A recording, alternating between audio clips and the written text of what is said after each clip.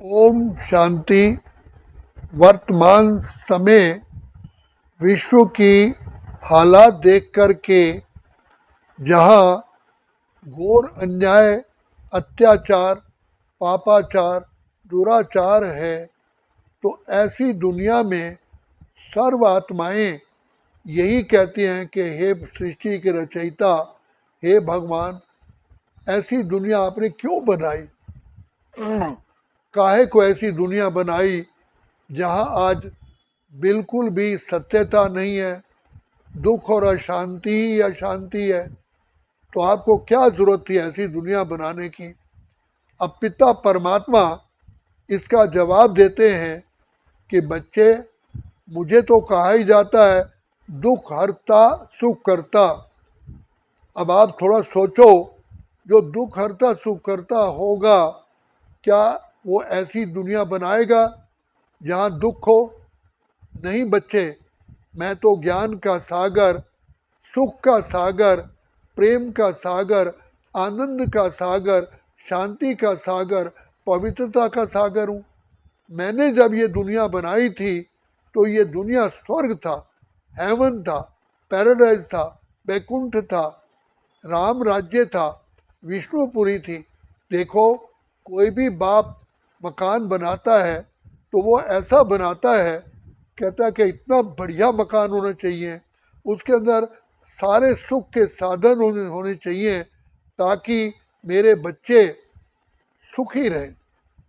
तो आप सोचिए, जिस पिता को आप ज्ञान का सागर मानते हो, सुख का सागर मानते हो, तो क्या वो पिता ज्ञान का सागर, सुख का सागर होते हुए क्या ऐसी दुनिया बनाएगा जहाँ दुख हो, अशांति हो, परेशानी हो?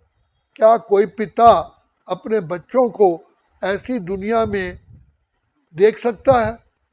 तो भगवान बार बार कहते हैं कि बच्चे, मैंने तो ये सृष्टि स्वर्ग बनाई थी, जिसे पैराडाइज, हेवन, स्वर्ग कहते हैं, राम राज्य कहते हैं, जहाँ लक्ष्मी नारायण का राज्य था, यथा राजा रानी तथा प्रजा सर्व सुखी थे।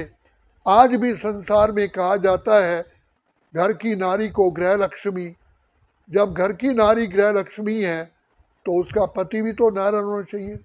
वो सृष्टि ऐसी है, यथा राजा रानी तथा प्रजा, धन धान्य से भरपूर है, हीरे जवाहरात के, सोने के महल हैं, हीरे जवाहरात की जड़त होती है।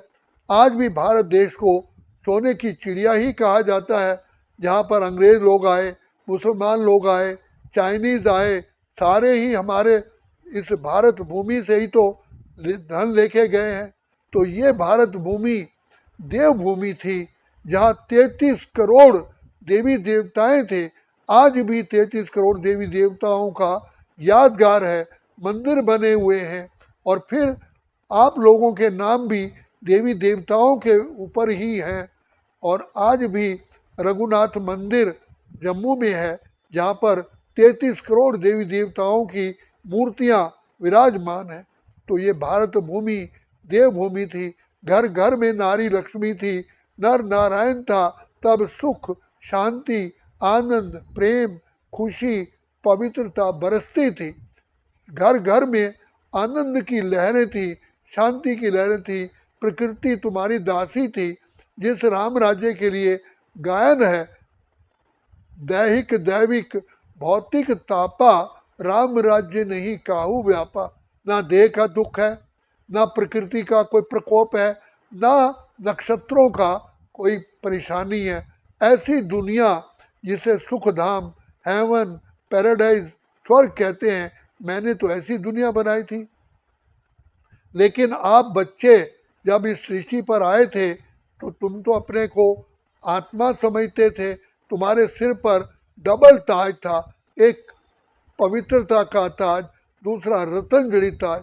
आज भी महात्मा गांधी, महात्मा बुद्ध, क्राइस्ट, गुरु नानक देव की चित्र बनाते हैं तो उनके सिर के पीछे चंद्रमा दिखाते हैं। वो पवित्रता की निशानी है, पवित्रता का ताज है। लेकिन तुम बच्चों पर तो डबल ताज था।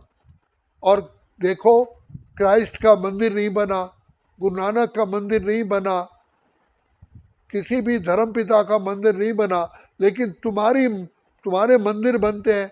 लक्ष्मी नारायण का मंदिर है, राधे कृष्ण के मंदिर है, सीताराम का मंदिर है, भिन्न भिन्न देवताओं के मंदिर बने हुए हैं। तो तुम ही सारे विश्व के अंदर लाइट हाउस, माइट हाउस, पावन सृष्टि में थे, जहाँ सृष्टि में तन का, मन का, धन का, जन का, परिवार का, समाज का, प्रकृति का सुख था। लेकिन यह संसार नरक कैसे बना? तो बाइबल में लिखा हुआ है कि शैतान ने मिसगाइड किया। वो शैतान कौन है? वास्तव में इस सृष्टि पर खेल खेलते खेलते जन्म लेते, फिर शरीर छोड़ते, जन्म लेते, शरीर छोड़ते, आपने अपने आप को आत्मा की बजाय शरीर समझ लिया। आज किसी व्यक्ति से पूछो कि शरीर को क्या कहते हो? ये मेरा शरीर है या मैं शरीर हूँ? एक दिन मैं ये शरीर छोड़ के चला जाऊंगा। जब कहते हो मेरा शरीर है, तो आप तो शरीर नहीं हो। आप कौन हो? आप हो शुद्ध आत्मा। अपने आप को भूल गए हो। अपने आप को भूले, अपने पिता को भूले, अपने घर को भूले, अपने स्वधर्म को भूले, अपने श्रेष्ठ कर्तव्य को भूले। तो भूलते हुए देह के अभिमान में आए, जाति भेद, भाषा भेद, धर्म भेद, इन सब भेदों में आ गए, प्रांत भेद। वास्तव में तुम आत्मा हो, अजर अमर अविनाशी हो, इस देह के राजा हो। तो देह समझने से ही अंधकार आ गया। जैसे दिया बुझाओ तो अंधेरा आता है, दिए को बुलाता नहीं है, सूर्य के अस्त होते अंधकार आता है। इसी प्रकार आप आत्माएं अपने को आत्मा की बजाय, लाइट समझने की बजाय, जैसे ही देह समझा तो 5 विकार, काम, क्रोध, लोभ, मोह, अहंकार आ गए। और इन्हीं 5 विकारों कारण ही सारा संसार दुखी, अशांत, रोगी, परेशान है। जिसको आप 5 विकारों के रूप को आज भी हर वर्ष जलाते हो, जिसको रावण कहते हैं। रावण का अर्थ है रुलाने वाला। वो रावण कौन है? जिसके 10 सिर दिखाए। कोई व्यक्ति 10 सिर वाला तो ना हुआ है, ना होता है। अगर रावण के 10 सिर थे तो उसके बच्चों के और उसकी बीवी के भी तो 10 सिर होने चाहिए। लेकिन घर गृहस्थ की गाड़ी में 5 विकार नर में, 5 विकार नारी में प्रवेश होने के कारण ये 10 मुख्य हैं, जिनके कारण घर घर में अशांति है। और आज सारे संसार के अंदर इन विकारों कारण दुख है, परेशानियां हैं, अकाले मृत्यु है। और कितने कोर्ट में केसेस चल रहे हैं, कितनी जेलें भरी पड़ी हैं, उससे 1000 गुना अपराधी बाहर घूम रहे हैं। घर घर में अशांति है, जिसको रावण राज्य कहा जाता है, कंसपुरी कहा जाता है। तो अब मैं तुम्हारा पिता होने के कारण अब तुम्हारा दुख सहन नहीं कर सकता। मैं आया हूँ तुम्हें नॉलेज देता हूँ कि बच्चे तुम जागो, अपने आप को पहचानो, तुम कौन हो। ये संसार नरक क्यों बना, क्यों अशांत हुआ? इन 5 विकारों कारण। तो आज की रावण राज्य है, कंसपुरी है, जिस रावण को हर वर्ष जलाते हैं। दूसरी बात, जलाया उसको जाता है जो जिंदा होता है, उसका पुतला जलाया जाता है। कोई मरे हुए का पुतला बना के दोबारा नहीं जलाते, क्योंकि वो तो मर चुका। तो आज जिस रावण को जला रहे हो वो रावण जिंदा है, अलाइव है। आज की दुनिया ही रावण राज्य है। तो परम पिता परमात्मा जो हमारे प्यारे प्यारे पिता हैं, वो स्वयं कहते हैं मुझे तुम बुलाते हो, हे प्रभु इस पाप की दुनिया से हमें दूर दूर ले चल, जहाँ चित चैन मिले, ले चल ले चल ले चल।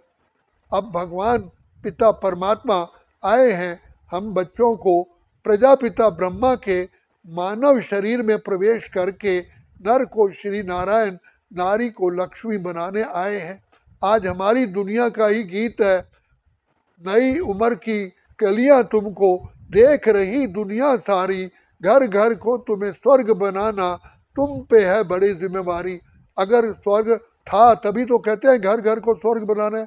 स्वर्ग होता ही ना, था ही नहीं, तो क्यों ये प्रश्न ही नहीं पैदा होता घर घर को स्वर्ग बनाना। तो वास्तव में परमपिता परमात्मा जो अलमाइटी अथॉरिटी है, सर्वशक्तिमान है, जिसको दुख हरता सुख हरता कहते हैं, जिसका गायन है मुक्तेश्वर, पाप काटेश्वर, सदी दाता कल्याणकारी, इस समय पर आकर के रावण राज्य को राम राज्य बनाने के लिए हमें ज्ञान और योग की शिक्षा देते हैं।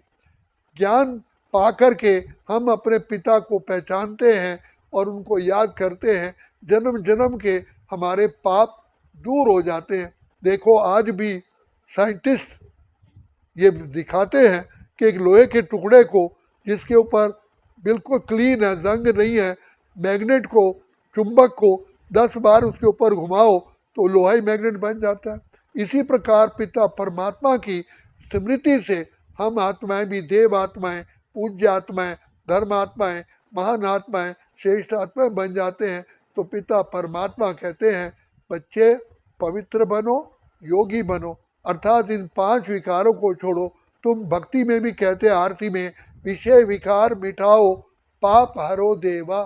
तो देवी देवताओं जिनकी हम पूजा करते हैं उनमें और हमारे में क्या अंतर है? देवताएं तो धन धान्य से भरपूर थे, महलों में रहते थे, बच्चे तो उनके भी थे, प्रकृति उनकी दासी थी। हम में और उनमें अंतर क्या है कि हम 5 विकारों के अधीन हो चुके हैं, इसकी जेल में आ गए। अब पिता परमात्मा इस जेल से मुक्त करने के लिए आए हैं। आया है शिव ईश्वर राह दिखाने के लिए, कलयुग वाली दुनिया स्वर्ग बनाने के लिए। अच्छा, ओम शांति, ओम शांति, ओम शांति।